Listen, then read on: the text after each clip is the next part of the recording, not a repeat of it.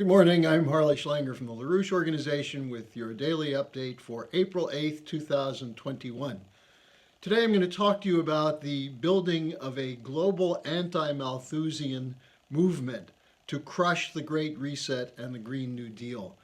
As you know, the Malthusian idea is that population is growing more rapidly than the ability to feed it, the idea that we're going to run out of resources and that therefore we must reduce population.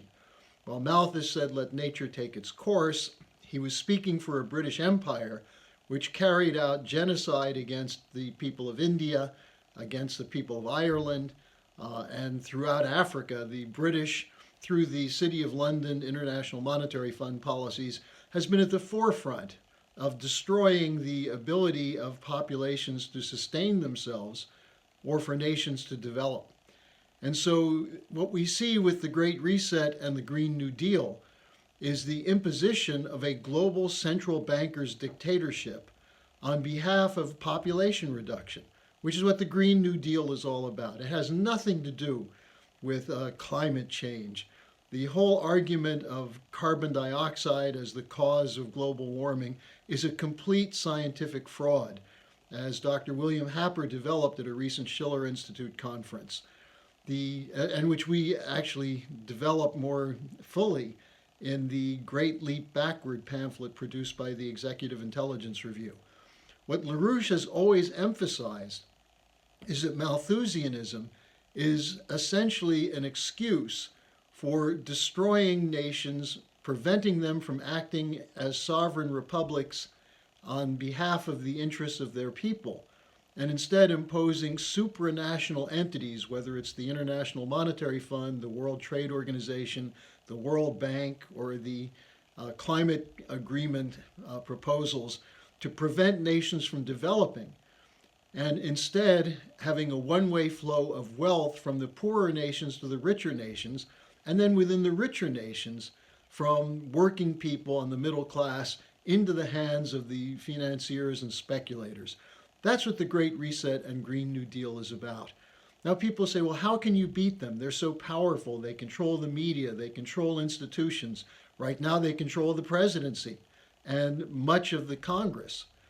Well, as we've been pointing out, most Americans don't agree with the idea that we have to go backwards and reject science and technology as a way to address problems.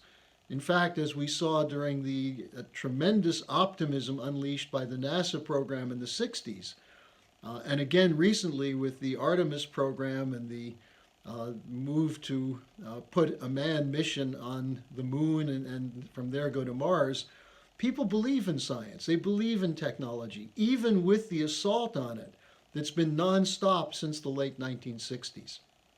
But more importantly, around the world, there are important nations which reject the idea of giving up their sovereignty to supranational agencies and institutions, which tell them they cannot develop.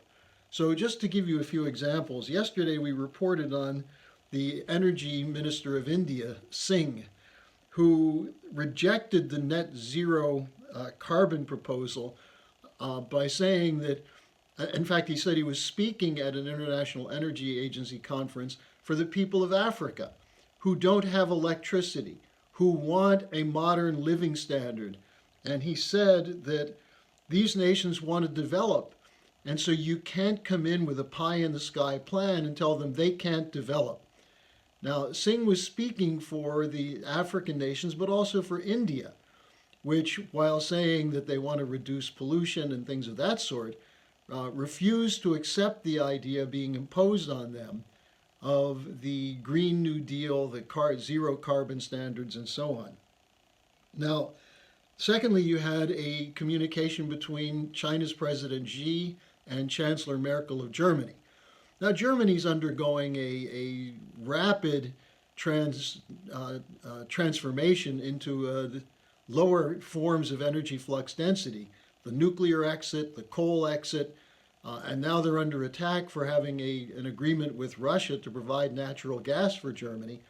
But German industry, the German population, knows they need electricity, even with the incredible brainwashing done by the greenies in Germany. And so Merkel and Xi had an interesting discussion where they talked about strengthening the European Union-China relationship. Now, the EU just signed on the sanctions against China over this fraudulent Xinjiang narrative that was cooked up by Pompeo and a Christian fundamentalist named Adrian Zenz, who just openly lies about what's going on in Xinjiang province.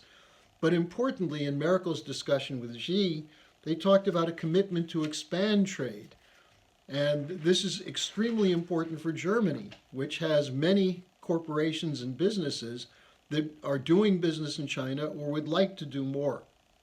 At the same time Xi and Merkel were talking, Russian Foreign Minister Lavrov did an interview with the Pakistan newspaper, The News International, and he spoke with them about a unifying agenda, which he said should include ensuring security and improving the quality of life for all countries. And he talked about the idea of Putin's Greater Eurasian Partnership. And part of this is moving ahead with a north-south gas pipeline between Russia and Pakistan. Now, as they were having this discussion, an op-ed was printed in the Times of London by Pakistani Prime Minister Imran Khan. And what he said is that in referring to the upcoming COP26 climate change conference in Glasgow, which I believe is in November, he said, unless there's debt relief for the poorer countries and financing for developing nations, no agreement will be reached at the COP26 conference in Glasgow. And why is that? Well, because as Energy Minister Singh said, nations want development. You have whole sections of the world that still don't have access to clean water or electricity on a reliable basis. And I'm not talking about Texas right now, but in the developing sector. And the idea that they have to rely on solar and wind is not going over. They're planning on developing clean coal processes. The Chinese and the Russians are working with them to develop these small modular nuclear power plants. And the Chinese are working on nuclear fusion. So given the choice between trade with China and Russia and economic development, or shutting down the hopes for an economic advance in the future by signing on to the Paris Climate Accord, many countries are resisting. Among the others who have not yet agreed to net zero carbon emissions are Mexico, Indonesia, and Saudi Arabia. So in this context, you can see an anti-Malthusian global movement with leading countries. I mean, Mexico, Saudi Arabia, these are not tiny, unimportant nations. Russia and China. Why do you think there's a regime change operation with such ferocity deployed against Russia and China? Is it really because they're such bad actors in the world? Or is it because those are lies to justify trying to bring down governments which reject the global bankers' dictatorship, which would insist that they not develop, especially when China has had such success with the Belt and Road Initiative, and Russia is finally, as a sovereign nation, moving ahead with the economic development, which was so dramatically set back by the Yeltsin policy, where the bankers from the West came in and looted Russia in the 1990s and reduced the Russian population. So these countries are not going to tolerate that. So we have the potential to win this fight. Now, one sign of sanity I'll point to you was an interview done with former ambassador to Russia, Jack Matlock. And what he said in this interview is, instead of personal denigration of Putin, as done recently by President Biden, he said, let's seek cooperation on areas of common interest. Importantly, he said, this includes ending the endless wars. Well, we tried to move on that direction with President Trump's relationship with Putin, and that was sabotaged by the deep state, by the British Russiagate operation that was run against him, operating through the Obama intelligence community. Well, is Biden going to go with the same thing? Of course, he's talking against Russia, and the Biden administration appears to be preparing to draw a red line in the Donbass region of Ukraine, possibly bringing Ukraine into NATO. But will they do that? Are we really willing to risk a nuclear war with Russia in defense of neo-Nazis and the regime in Ukraine?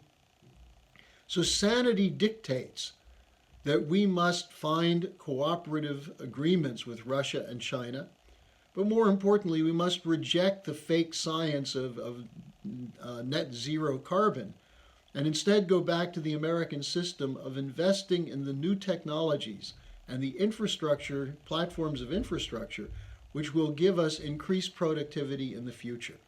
That's why we can say confidently that if you join us and if enough people shake off their lethargy and their lack of empathy for the rest of the world and embrace the tradition of the American system of growth based on optimism in science and technology, we can defeat the central bankers who are desperately trying to prop up a bankrupt financial system with a Green New Deal and a Great Reset. Now, tomorrow's Friday. I'll take your questions. Send them to me at harleysch@gmail.com. And if you haven't done so already, order a copy of The Great Leap Backward, LaRouche's plan to defeat the Green New Deal, which will give you a blueprint both as to who's behind it, what their intention is, and how to defeat them. So thanks for joining me, and I'll see you again tomorrow.